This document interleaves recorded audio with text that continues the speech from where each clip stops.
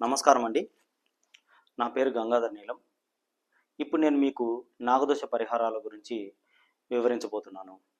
నాగదోష పరిహారం లేదా నాగదోష నివారణ అనేది ఒక వ్యక్తి యొక్క చైతన్య స్థితిని బట్టి ఆధారపడి ఉంటుంది. అందరికీ ఒకే రకమైన పరిహారం ఇవ్వడం కుదరదు. అది ఎలా అంటే, ఒక వ్యక్తికి చదువు రాదు లేదా మంత్రోచ్చారణ చేయని రాదు. అలాంటి వ్యక్తికి మంత్రాన్ని లేదా మంత్ర జపాన్ని మనం నాగదోష నివారణగా ఇవ్వలేము. అదేవిధంగా ఒక వ్యక్తి ఆలోచనలతో సతమతమవుతున్నాడు అనుకున్నాం. ఆ వ్యక్తికి ధ్యానాన్ని మనం పరిహారంగా ఇవ్వలేము. ఎందుకంటే ధ్యానం అంటే ఆలోచన రహిత స్థితిని సాధించడం. ఆ వ్యక్తి ఆలోచన రహిత స్థితిని సాధించే లోపలే అతన్ని నాగదోషం అతలాకుతలం చేయవచ్చు. కాబట్టి ఇప్పుడు మీకు నేను చెప్పబోయే పరిహారాల్లో మీకు సూట్ అయినటివి, మీకు సరి అయినటివి మీరు ఆచరించవచ్చు. ఇప్పుడు మీకు నాగదోష పరిహారాలు నేను ఒక్కొక్కటిగా వివరించబోతున్నాను. మొదటి పరిహారంగా నాగుల చవితి రోజు లేదా నాగుల పంచమి రోజు లేదా సుబ్రహ్మణ్య షష్ఠి రోజు పుట్టలో పాలు పోయడం, పుట్టపైన నాగులకు వస్త్రాలు సమర్పించడం, నువ్వులు ఉండలు లేదా చిమిలి ఉండల్ని నైవేద్యంగా సమర్పించడం, నాగుల విగ్రహాలని పాలతో అభిషేకించడం చేయడం వలన మీకు నాగదోషం క్రమంగా తగ్గుముఖం పడుతుంది. ఈ విధంగా మీకు పూర్తిగా నాగదోషం పోయేంత వరకు చేయాలి.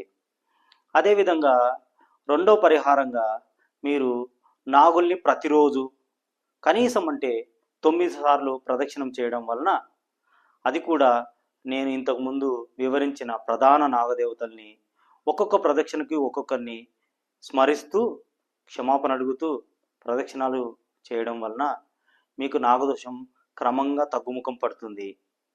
ఈ విధంగా మీకు పూర్తిగా నాగదోషం పోయేంత వరకు చేయాలి. నెక్స్ట్ నేను నాగదేవతలకి వారాలకి ఉన్న సంబంధాన్ని మీకు వివరిస్తాను. ఎందుకంటే నాగదేవతలకి వారాలకి ఉన్న సంబంధాన్ని మీరు అర్థం చేసుకుంటే ఈ నాగదోష పరిహారాల్లో మీరు ఒక మెలకువని తెలుసుకోవచ్చు. నాగదేవతలకు వారాలకు ఉన్న సంబంధం. ఒక్కొక్క వారానికి ఒక్కొక్క నాగదేవత అధిపతి అయి ఉంటాడు. అనంతుడు మంగళవారానికి, ఆదిశేషుడు శుక్రవారానికి, వాసుకి మంగళవారానికి, ధనుంజయుడు గురువారానికి, శంఖపాలకుడు ఆదివారానికి, ఐరావతుడు బుధవారానికి, తక్షకుడు శనివారానికి, కర్కోటకుడు సోమవారానికి, కాళీయుడు శనివారానికి. ఈ విధంగా ఒక్కొక్క రోజుకు ఒక్కొక్క నాగదేవత ఎనర్జీస్ యాక్టివేట్ అవుతాయి. ఒకవేళ ఎవరినైనా నాగులు కాటు వేయడం వలన, ఆ రోజుకు అధిపతి అయిన నాగదేవత ఆరాధన చేయడం వలన మరణ సంభావ్యతను దూరం చేయవచ్చు.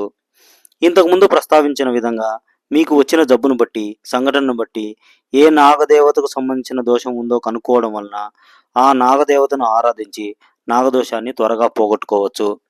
ఫర్ ఎగ్జాంపుల్, ఒక పిల్లవాడికి చెవిలో చీము కారడం అనే దోషం ఉందనుకోండి. అప్పుడు అది కాళీయుడికి సంబంధించిన దోషము. కాళీయుడి ఎనర్జీస్ శనివారం యాక్టివేట్ అవుతాయి. కాబట్టి ప్రతి శనివారం నాగుల్ని ప్రదక్షిణ చేయడం వలన ఆ సమస్య నుంచి త్వరగా బయటపడవచ్చు. అదేవిధంగా ఎవరికైనా మ్యారేజ్ అవ్వకపోవడం లేదా ఆలస్యం అవడం వలన, అది తక్షకుడికి కాళీయుడికి సంబంధించిన సమస్య. వాళ్ళిద్దరూ ఎనర్జీస్ శనివారం యాక్టివేట్ అవుతాయి. కాబట్టి ప్రతి శనివారం నాగుల్ని ప్రదర్శించడం వలన ఆ సమస్య నుంచి త్వరగా బయటపడవచ్చు. అదేవిధంగా గర్భం నిలబడకపోవడం, గర్భం అవ్వకపోవడం ఇలాంటి సమస్యను ఎదుర్కొంటూ ఉంటే అది అనంతుడికి సంబంధించిన సమస్య. కాబట్టి అనంతుడి ఎనర్జీస్ మంగళవారం యాక్టివేట్ అవుతాయి. కాబట్టి ప్రతి మంగళవారం నాగుల్ని ప్రదక్షిణ చేయడం వలన ఆ సమస్య నుంచి బయటపడవచ్చు. ఈ విధంగా మనము నాగులు వాళ్ళకు సంబంధించిన రోగాల్ని వాళ్ళకు సంబంధించిన వారాల్లో సులభంగా పోగొట్టుకునే అవకాశం ఉంది. ఇప్పుడు మనం నెక్స్ట్ పరిహారం గురించి డిస్కస్ చేసుకుందాం. నెక్స్ట్ పరిహారం ఏమంటే, ప్రతి మంగళవారం సుబ్రహ్మణ్య స్వామిని ఆరాధించడం వలన నాగదోషం త్వరగా తగ్గుముఖం పడుతుంది. అది ఎందుకంటే సుబ్రహ్మణ్య స్వామి పాము శరీరాన్ని ధరించి పుట్టలో 500 సంవత్సరాలు తపస్సు చేయడం వలన శివుడు ఆయనకి అన్ని పాకే జీవులకు అధిపతిగా నియమించినాడు.